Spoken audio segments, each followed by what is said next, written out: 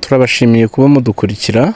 Aha ni kuri Bumbogo Royal Estate, igicano ikorera mu murenge wa Bumbogo, mu gice ahagana cya Nyagasozi cyane kurusha ibindi bice byose by'umurenge wa Bumbogo, nubwo byose tubigeramo, ariko iki gice cya Nyagasozi kigerageza kuba affordable ku bantu bose. Nicyo kintu namaze kubona, kuko dufite n'igice cy'imiturire.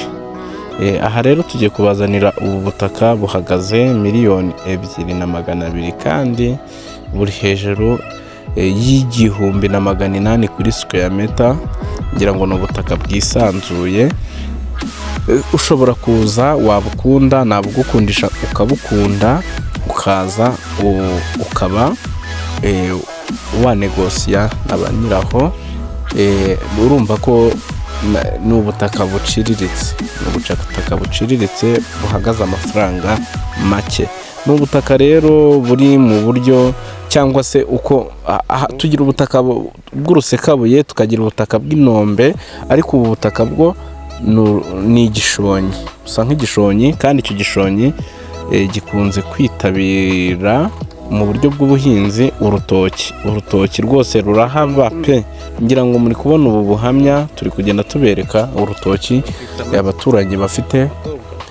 Ubu butaka rero ushobora kubukunda gute rero? Ushobora kubukunda uteganya kuba wakorora nk'ubworozi bw'amatungo magufi, ukaba wahubaka ibiraro, ukaza aha hantu hakaba hakunogera.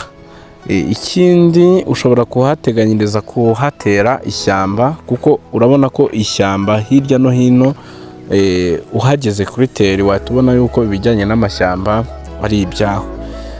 Ikindi ubu butaka ushobora kubugura amafaranga make ashoboka, dore yuko atari butoya. Naho hose turi kubereka ubona hatarimo ikintu namba, aho hose turi kubereka hatari urutoki, hatari n'ishyamba, niho turi kubereka. Ushobora kuba kuhakunda rero bitewe n'ibi bihagize.